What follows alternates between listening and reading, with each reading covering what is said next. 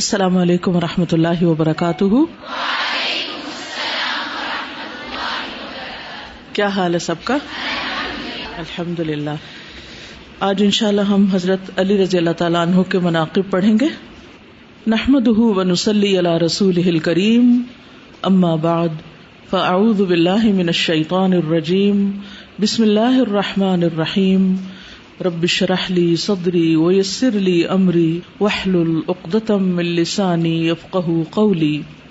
باب مناقب علی بن ابی طالب القرشی الہاشمی ابی الحسن رضی اللہ عنہ، وقال النبی صلی اللہ علیہ وسلم لعلی انت منی وانا منک، وقال عمر توفی رسول اللہ صلی اللہ علیہ وسلم وهو عنہ راض۔ علی بن ابی طالب قرشی یعنی قریشی ہاشمی، ان کے مناقب، فضائل، فضیلت، جن کی کنیت ابو الحسن تھی، رضی اللہ عنہ۔ وقال النبی صلی اللہ علیہ وسلم، اور نبی صلی اللہ علیہ وسلم نے فرمایا، لعلی حضرت علی کو، انت منی وانا منک، تم مجھ سے ہو اور میں تم سے ہوں، یعنی ہمارا گہرا قریبی تعلق ہے۔ وقال عمر، اور حضرت عمر رضی اللہ عنہ نے ان کے بارے میں فرمایا، توفی رسول اللہ صلی اللہ علیہ وسلم، رسول اللہ صلی اللہ علیہ وسلم فوت ہوئے، وہو عنہ راض، اور وہ ان سے یعنی حضرت علی سے راضی تھے، خوش تھے۔ تو اس سے حضرت علی رضی اللہ عنہ کی فضیلت کا پتہ چلتا ہے کہ آپ صلی اللہ علیہ وسلم کو ان سے کتنا گہرا تعلق تھا، آپ ان سے کتنی محبت کرتے تھے، اور جب آپ دنیا سے رخصت ہوئے تو اس وقت بھی آپ ان سے راضی تھے۔ حدیث ہے، حدثنا قتیبۃ بن سعید، امام بخاری کہتے ہیں کہ ہم سے قتیبہ بن سعید نے حدیث روایت کی ہے، ان کی کنیت ابو رجاء ہے، ابو رجاء الثقفی، آزاد کردہ غلام ہے۔ وہ کہتے ہیں، حدثنا عبد العزیز عن ابی حازم عن سہل بن سعد رضی اللہ عنہ، حدیث کے راوی صحابہ میں سے سہل بن سعد ہیں، اللہ ان سے راضی ہو، ان رسول اللہ صلی اللہ علیہ وسلم قال، کہ رسول اللہ صلی اللہ علیہ وسلم نے فرمایا، لأعطین الرایۃ غدا رجلا یفتح اللہ علی یدیہ، لأعطین، البتہ میں ضرور دوں گا، عطا کروں گا، الرایۃ جھنڈا، غدن کل، رجلا ایک ایسے شخص کو، یفتح اللہ فتح کر دے گا اللہ، علی یدیہ اس کے ہاتھوں پر، یعنی خیبر کو۔ قال، کہتے ہیں راوی، فبات الناس یدوکون لیلتہم، تو رات گزاری لوگوں نے سوچتے ہوئے، یدوکون سوچتے ہوئے، غور و فکر کرتے ہوئے، لیلتہم اپنی رات کو، ایہم یعطاہا کہ کون سا ان میں سے دیا جائے گا اس جھنڈے کو، یہ جھنڈا کس کو ملے گا، اور پھر اس کے ہاتھوں یہ علاقہ فتح بھی ہوگا۔ تو یہ بہت بڑی خوشخبری تھی اور زبردست پیشن گوئی تھی، تو لوگ قیاس آرائیاں کرنے لگے، سوچنے لگے، اس بات کا انتظار کرنے لگے اور تمنا کرنے لگے کہ یہ جھنڈا انہیں دیا جائے۔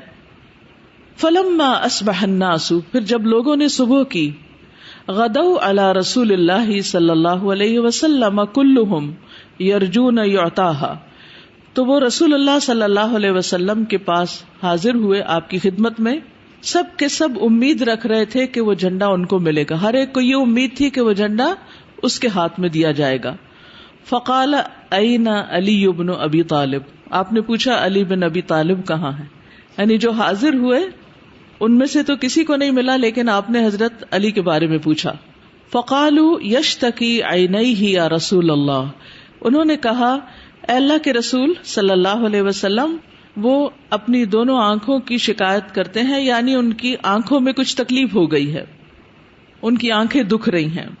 قال، فرمایا نبی صلی اللہ علیہ وسلم نے، فارسلوا الیہ، تو ان کو بلا بھیجو میری طرف، فاتونی بہ، پس میرے پاس لے آؤ اس کو۔ فلما جاء، پھر جب وہ آ گئے یعنی حضرت علی، بصق فی عینیہ، تو آپ نے لعاب دہن لگایا ان کی دونوں آنکھوں میں، ودعا لہ، اور ان کے لیے دعا کی، فبرأ، تو وہ تندرست ہو گئے، ٹھیک ہو گئے، حتی کأن لم یکن بہ وجع، گویا کہ ان کو کوئی تکلیف ہی نہ تھی، ان کی آنکھیں ایسی ہو گئی جیسے کوئی تکلیف ہی نہ ہو. فأعطاہ الرایۃ، تو آپ نے جھنڈا ان کو عطا فرمایا. فقال علی، تو حضرت علی نے کہا یا رسول اللہ، اے اللہ کے رسول صلی اللہ علیہ وسلم، فاقاتلہم، تو میں ان سے جنگ کروں، حتی یکونوا مثلنا، یہاں تک کہ وہ ہم جیسے ہو جائیں، یعنی مسلمان ہو جائیں. یعنی آپ کیا چاہتے ہیں کہ میں جا کر ان سے لڑائی کروں یہاں تک کہ وہ مسلمان ہو جائیں. فقال انفذ علی رسلک، تو آپ نے فرمایا ابھی آہستہ آہستہ چلو، یعنی آہستہ آہستہ جاؤ. حتی تنزل بساحتہم، یہاں تک کہ تم ان کے میدان میں جا اترو، یعنی ان کے علاقے میں پہنچ جاؤ. ثم ادعوہم الی الاسلام، پھر انہیں اسلام کی طرف دعوت دو. وَأَخْبِرْهُمْ، اور انہیں خبر دو، بما یجب علیہم، جو بھی ان پر واجب ہے، لازم ہے، فرض ہے، من حق اللہ فیہ، اللہ کے حق میں سے اس میں. فواللہ لأن یہدی اللہ بک، پس اللہ کی قسم کہ ہدایت دے اللہ تمہارے ذریعے، رجلا واحدا، کسی ایک شخص کو، خیر لک، یہ بہتر ہے تمہارے لیے، من ان، اس سے کہ یکون ہو، لکا، تمہارے لیے، حمر النعم، سرخ سرخ اونٹ، یعنی سرخ اونٹوں سے زیادہ قیمتی ہے تمہارے لیے، تمہارے فائدے میں، تمہارے حق میں، کہ تم ایک شخص کو ہدایت دے دو، یعنی تمہاری دعوت سے کوئی ایک شخص مسلمان ہو جائے. تو اس حدیث سے بھی ہمیں بہت سی باتیں پتہ چل رہی ہیں. اس کی مزید وضاحت جو ہے وہ اگلی حدیث میں ہوگی، تو انشاءاللہ پہلے وہ پڑھتے ہیں پھر کچھ بات کریں گے. حدثنا قتیبۃ حدثنا حاتم عن یزید بن ابی عبید عن سلمۃ قال كان علی قد تخلف عن النبی صلی اللہ علیہ وسلم فی خیبر وكان به رمد. یہ حدیث جو ہے یہ سلمہ بن اکوع نے روایت کی ہے، پچھلی جو تھی وہ سہل بن سعد نے کی تھی. تو سلمہ کہتے ہیں کانا تھے، علی رضی اللہ عنہ، قد تخلف، پیچھے رہ گئے، عن النبی صلی اللہ علیہ وسلم، نبی صلی اللہ علیہ وسلم کے، فی خیبر، غزوہ خیبر کے موقع پر، وکان بہ رمد، اور ان کی آنکھوں میں تکلیف تھی، یعنی آنکھیں دکھ رہی تھی، آشوب چشم تھی. فقال، تو وہ کہنے لگے حضرت علی، انا اتخلف عن رسول اللہ صلی اللہ علیہ وسلم، کیا میں رسول اللہ صلی اللہ علیہ وسلم سے پیچھے رہ جاؤں؟ یہ تو کوئی اچھی بات نہیں، میں پیچھے نہیں رہتا. فخرج علی، تو حضرت علی نکل پڑے. فلحق بالنبی صلی اللہ علیہ وسلم، تو وہ نبی صلی اللہ علیہ وسلم سے جا ملے. فلما کان مساء اللیلۃ، تو جب اس رات کی شام تھی، التی فتحها اللہ فی صباحها، جس کی صبح میں اللہ نے فتح عطا کی. قال رسول اللہ صلی اللہ علیہ وسلم، اس شام کو رسول اللہ صلی اللہ علیہ وسلم نے فرمایا، لأعطین الرایۃ، میں ضرور دوں گا جھنڈا، او لیأخذن الرایۃ، یا ضرور لے گا جھنڈا، غدن، کل، رجل، ایک ایسا شخص، یحبہ اللہ ورسولہ، جس سے اللہ اور اس کا رسول محبت کرتے ہیں. او قال، یا یوں فرمایا، یحب اللہ ورسولہ، وہ محبت کرتا ہے اللہ اور اس کے رسول سے. وہاں یحبہ اللہ، اللہ پہ پیش ہے، فاعل ہے، اللہ محبت کرتا ہے، اور یہاں یحب اللہ، اللہ پر زبر ہے جو مفعول بن جاتا ہے، یعنی وہ اللہ سے محبت رکھتے ہیں. یفتح اللہ علیہ، اللہ تعالی اس کے ہاتھوں فتح عطا فرمائے گا. فَإِذَا نَحْنُ بِعَلِيٍّ، تو ہم نے دیکھا کہ وہ علی ہیں. وَمَا نَرْجُوهُ، اور ہمیں ان کی امید نہ تھی کہ وہ بھی آ جائیں گے. فَقَالُوا، تو لوگوں نے کہا، هَذَا عَلِيٌّ، یہ ہیں علی. فَآتَاهُ رسول اللہ صلی اللہ علیہ وسلم، تو رسول اللہ صلی اللہ علیہ وسلم نے ان کو جھنڈا عطا کیا. فَفَتَحَ اللَّهُ عَلَيْهِ، تو اللہ نے ان کے ہاتھ خیبر فتح کرا دیا. تو یہ دونوں احادیث کمپلیمنٹری ہیں، ایک دوسرے کی ان حصوں کی تکمیل کرتی ہیں جس کی کسی ایک میں کمی ہے. تو دونوں کو پڑھ کر بات زیادہ سمجھ میں آتی ہے. اس میں آپ دیکھیے کہ رسول اللہ صلی اللہ علیہ وسلم جنگ کے لیے نکل رہے ہیں، آپ لوگوں کو بلاتے ہیں، لوگ آپ کے ساتھ چل پڑتے ہیں، آپ لوگوں پر لازم نہیں کرتے، صرف ان کو ابھارتے ہیں. حضرت علی رضی اللہ عنہ جو ہیں وہ بیمار ہیں، جانے کی سکت نہیں رکھتے، نبی صلی اللہ علیہ وسلم ان کو پیچھے چھوڑ جاتے ہیں اور جب وہ چلے جاتے ہیں تو حضرت علی رضی اللہ تعالیٰ عنہ سوچتے ہیں کہ پیچھے رہ کے کیا کروں گا، میں بھی چلتا ہوں. اب یہ فیصلہ جو ایک مشکل وقت کا فیصلہ تھا، یعنی بہت مشکل فیصلہ تھا، یعنی بیماری کی حالت میں انسان کا کیا دل چاہتا ہے کہ سب چلے جاؤ اور میں آرام سے سو جاؤں. کبھی ایسا ہوتا نا کہ عید کا دن ہی ہو مثلاً، کوئی اور ایسا موقع ہو کہ سب کہیں جا رہے ہوں، آپ کیا چاہتے ہیں اس وقت کہ سب چلے جائیں، چاہے وہ مسجد ہی جا رہے ہوں یا نماز کے لیے جا رہے ہوں، تو آپ آرام کر لیں تاکہ آپ ٹھیک ہو جائیں. حضرت علی رضی اللہ تعالیٰ عنہ نے اس موقع پر پہلے تو یہی سوچا کہ میں کچھ آرام کر لوں، لیکن پھر ان کا دل نہیں مانا اور وہ اٹھ کے چل دیے. تو یاد رکھیے جو کام جتنی مشکل سے ہوتا ہے، جتنی تکلیف سے ہوتا ہے، اس کا اجر بھی بہت بڑا ہوتا ہے اور اس کے ذریعے کامیابیاں بھی بہت ملتی ہیں. کبھی اپنے نفس کے خلاف جا کر دیکھا کیجئے اور آپ دیکھیں گے کہ اللہ سبحانہ و تعالیٰ آپ کی اس چھوٹی سی کوشش میں بھی بہت بڑی برکت پیدا کر دے گا. اور ایسے بہت سے واقعات آپ کی زندگی میں بھی ہوں گے یا اپنے آس پاس دیکھے ہوں گے. ابھی میں کلاس کے لیے آ رہی تھی تو تھوڑی دیر پہلے کسی کا فون آیا. ہمارے پچھلے انگلش بیچ میں ایک بچی پڑھتی تھی مریم، تو ان کے والد کا پچھلے جمعہ کو انتقال ہوا. تو ان کی والدہ نے کوئی مسئلہ پوچھنا تھا، تو کہنے لگی کہ میرے شوہر بس میڈیسن پر تو تھے ہی لیکن نارمل اپنے کام کاج کرتے تھے، اور جمعے کی صبح کو اٹھے ہیں اور انہیں تھوڑی تکلیف ہوئی ہے، بخار سا ہے، مسجد میں گئے ہیں، اشراق پڑھ کر ہی واپس لوٹے ہیں، آ کر تھوڑا ناشتہ کیا، پھر تھوڑا آرام کیا ہے، پھر اٹھے ہیں تو بخار اور ہو گیا تھا. پھر اس کے بعد وہ کہتے ہیں کہ کچھ کام ہے گھر کے، میں وہ کر لوں. تو ہم نے منع کیا کہ کام ہو جائیں گے، آپ آرام کریں. کہنے لگے میں دوا کھا کے چلا جاتا ہوں. سارے کام کاج ختم کیے، واپس آئے ہیں اور پھر بخار اور زیادہ ہو گیا. بہرحال جمعے کی نماز کا وقت ہوا ہے اور اتنے میں دوسرے بہن بھائی بھی آ گئے کہ آپ کو ہاسپٹل لے کے چلتے ہیں. کہتے انہوں نے اتنی ضد کی کہ مجھے پہلے جمعہ پڑھنا ہے، بعد میں ہاسپٹل جاؤں گا. کہتے کہ وہ ان کے بھائی کہہ رہے تھے کہ ہم سوچ رہے تھے کہ ان کو باندھ کے کسی طرح گاڑی میں ڈال کے لے جائیں، ان کی طبیعت ٹھیک نہیں ہے، لیکن یہ مان نہیں رہے. لیکن انہوں نے کہا نہیں، پہلے جمعہ پھر ہسپتال، پہلے جمعہ پھر ہسپتال. کہتے آخر ہم سب نے ہار مان لی اور بخار سے تپ رہے تھے. اسی حالت میں مسجد لے گئے ان کو اور مسجد میں جا کر کرسی پہ بیٹھ گئے. خطبہ شروع ہوا ہے اور کرسی پہ بیٹھے بیٹھے تھوڑی دیر میں خطبے کے دوران سر نیچے کر لیا اور نیچے کرتے گئے ہیں اور روح پرواز کر گئی. اب آپ دیکھیے کہ یہ بھی اللہ کی توفیق سے ہوتا ہے نا، یعنی وضو کی حالت میں مسجد، خطبہ ہو رہا ہے اور بندہ بخار سے تپ رہا ہے. ایسے میں بھی انسان کیا چاہتا ہے، کیا کرے؟ اگر مجھے اور آپ کو بخار ہو تو ہم ظہر کی نماز کیسے پڑھیں گے؟ سب کہیں گے اچھا اٹھ کے شاید پڑھ لیں، یا کوئی تیمم کرا دے، اشاروں سے پڑھ لیتے ہیں، یہ کچھ بھی. میں غور کر رہی تھی کیونکہ اس سے پہلے زبیدہ کے جو فادر ہیں وہ بھی جمعے کا خطبہ دیتے ہوئے رخصت ہوئے. ان کا میں نے آج سنا کہ یہ بھی جمعے کے خطبے کے دوران رخصت ہوئے. تو میں سوچ رہی تھی کہ وہ کون لوگ ہوتے ہیں جن کو مسجد میں موت آتی ہے، وہ کون لوگ ہوتے ہیں جن کو جمعے کے دوران وفات آتی ہے؟ کون ہوتے ہیں یہ؟ ایسے ہی یعنی وہ کہیں ادھر ادھر جا رہے تھے، اچانک ان کو خیال آ گیا مسجد میں چلے جائیں. اور نہیں، جن کو مسجد سے محبت ہوتی، جو مسجد ہی نہ جائیں، جو جماعت سے نماز ہی نہ پڑھیں، جو جمعہ تک پڑھنا گوارا نہ کریں، اس میں بھی سستی کریں، آخری وقت میں جا کے بس جماعت میں شریک ہو جائیں، خطبہ بھی نہ سنیں. اچھے بھلے صحت مند ہوتے ہوئے کیا ان کے مقدر میں یہ خوش قسمتیاں ہوتی؟ زندگی تو جتنی لکھی ہے اتنی ہی ہے، اس کو بڑھا کوئی نہیں سکتا. لیکن یہ کتنی بڑی خوش قسمتی کی بات ہے. اس قدر حوصلے میں تھی وہ کہتی ہے کہ ہمارے دل کو اتنا اطمینان اور اتنا سکون ہے کہ ہم نے انہیں مسجد ہی جانے دیا اور ہسپتال نہیں لے کر گئے، کیونکہ زندگی تو اتنی تھی. اگر ہسپتال بھی لے جاتے تو کیا ہوتا؟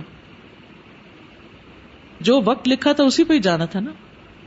تو ہم سب کو بھی عام حالات میں تو ٹھیک ہے، ہم جیسی بھی کوشش کرتے ہیں، لیکن غیر معمولی حالات میں ہم سب کچھ نہ کچھ کوتاہی کر جاتے ہیں. تو جس وقت کوئی تکلیف بھی ہو، کوئی پریشانی بھی ہو، اس وقت بھی ہمت کر کے اٹھ جایا کریں اور اللہ کی عبادت میں کوتاہی نہ کریں. ہمیں کیا معلوم یہ ہماری آخری نماز ہو، یہ ہماری زندگی کا آخری دن ہو، یہ ہمارا آخری کام ہو، ہمیں نہیں معلوم. لیکن جن کاموں سے ہمیں محبت ہے، جن جگہوں سے ہمیں محبت ہے، جس چیز کا شوق ہے، جن لوگوں سے ہمیں محبت ہے، پھر انسان انہی کے ساتھ ہوتا ہے. یہ واقعہ تو آپ میں سے ہر ایک نے پڑھا ہوا ہے، لیکن بخاری پڑھنے کا فائدہ یہ ہوتا ہے کہ ذرا ڈیٹیلز پتہ چل جاتی ہیں کہ یہ حدیث بہرحال 20-30 دفعہ تو آپ نے سنی ہوگی کم از کم بھی، کہ تمہارے ذریعے ایک شخص ہدایت پا جائے تمہارے لیے سرخ اونٹوں سے زیادہ قیمتی. لیکن کس موقع پر کہا، کہاں کہا، پیچھے کیا تاریخ تھی، یہ ہمیں نہیں معلوم ہوتا. تو اس طرح یہ پتہ چلتا ہے کہ یہ موقع تھا اور یہ جگہ تھی. اور اس میں بھی آپ دیکھیں کہ حضرت علی رضی اللہ تعالیٰ عنہ جب اس حال میں بھی چل پڑتے ہیں تو اللہ سبحانہ و تعالیٰ انہیں شفا بھی دیتے ہیں. نبی صلی اللہ علیہ وسلم نے دعا دی ہوگی آپ کو، لعاب لگایا، آپ ٹھیک ہو گئے. آپ نہ صرف یہ کہ اس جنگ میں شریک ہوئے بلکہ اس کے قائد بنے، جبکہ سارے لوگ جو پہلے سے گئے ہوئے تھے ان کی تمنا تھی کہ جھنڈا ان کو ملے، لیکن اللہ سبحانہ و تعالیٰ کی مرضی کچھ اور تھی. بہرحال آپ نے ایک اور بات یہ فرمائی کہ اللہ اور اس کا رسول اس سے محبت کرتے ہیں.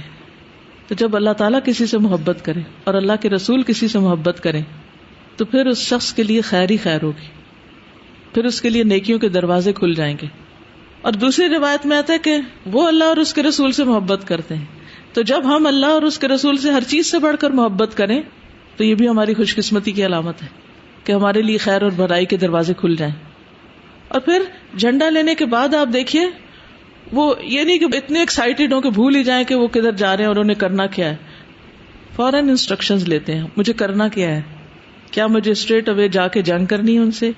تو آپ صلی اللہ علیہ وسلم ان کو طریقہ بتا دیتے ہیں کہ ابھی تم آہستہ آہستہ چلو، اور پھر جب پہنچ جاؤ تو سب سے پہلے ان کو اسلام کی دعوت دینا.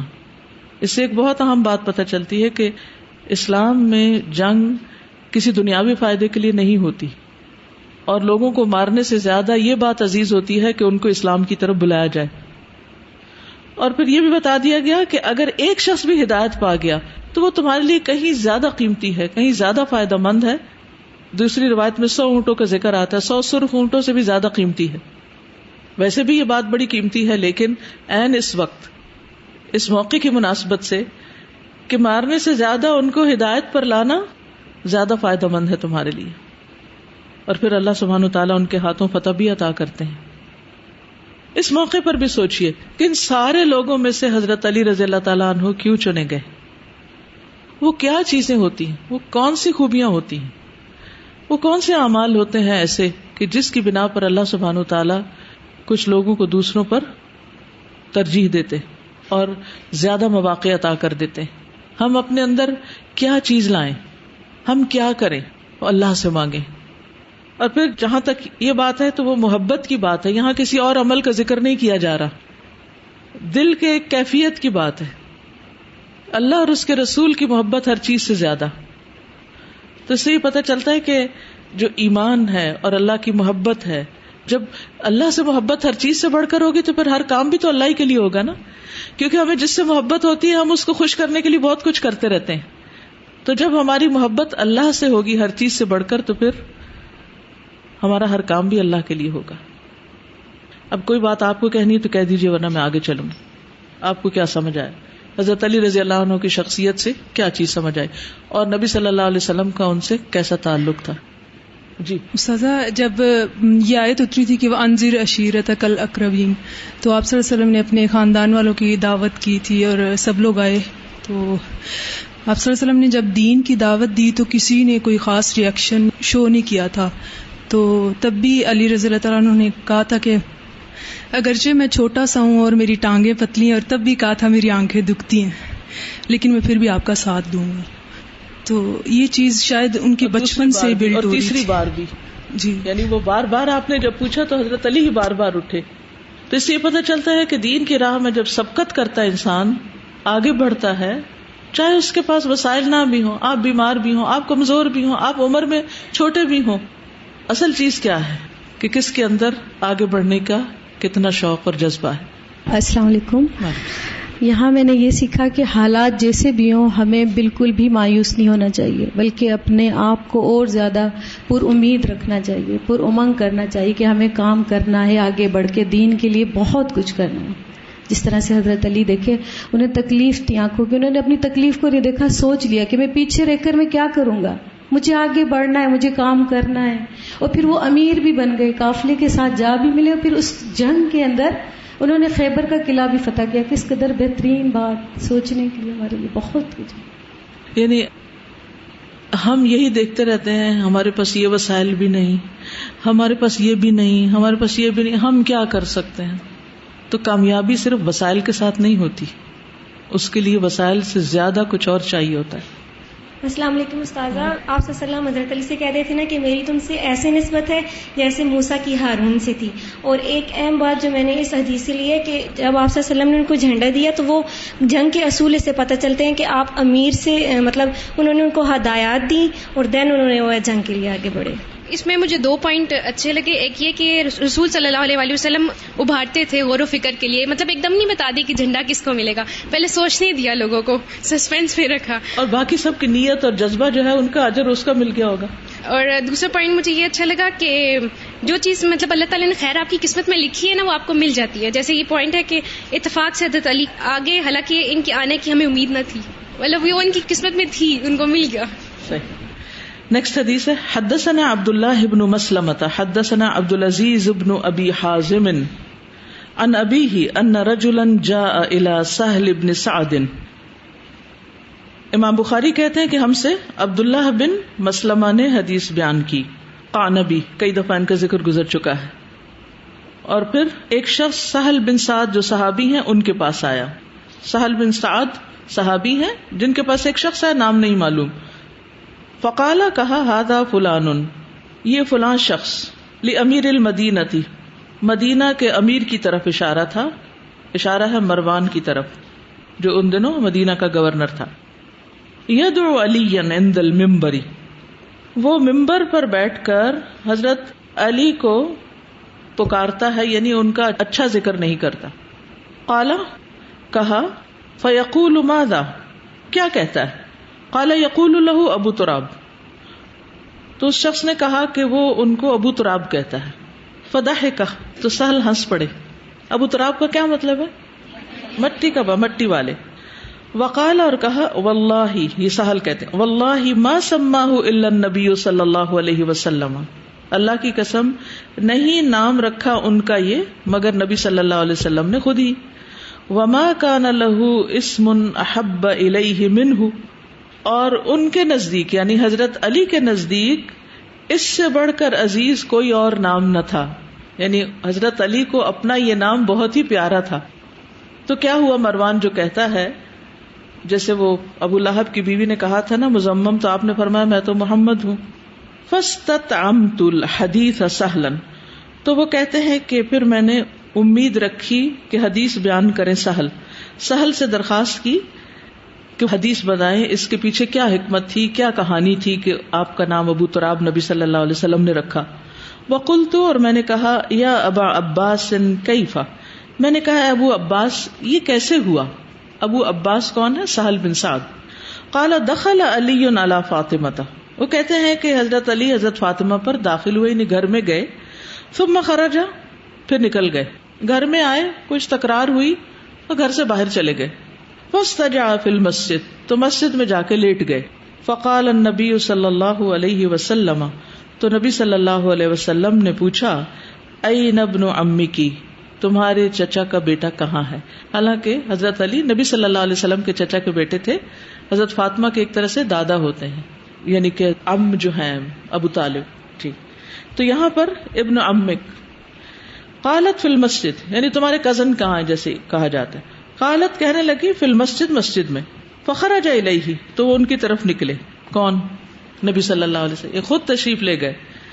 فوجد رداءہ قد سقط عن ظہرہ, آپ نے دیکھا کہ ان کی کمر سے چادر گری ہوئی ہے. لیٹ گئے تھے اور پھر سو گئے ہوں گے, تو بہرحال چادر ہٹ گئی. وخلص التراب الی ظہرہ, اور مٹی آپ کی پشت کو یا کمر کو لگ گئی تھی. فجعل یمسح التراب عن ظہرہ, تو نبی صلی اللہ علیہ وسلم آپ کی پیٹھ سے, آپ کی کمر سے مٹی پوچھنے لگے اپنے ہاتھوں سے. فیقول, پھر فرماتے, اجلس یا ابا تراب, اے ابو تراب اٹھ کے بیٹھو. تو یہ ہے پیچھے قصہ آپ کی اس کنیت کا کہ آپ کو ابو تراب کیوں کہا گیا, حالانکہ آپ کو ابو الحسن بھی کہا جاتا تھا.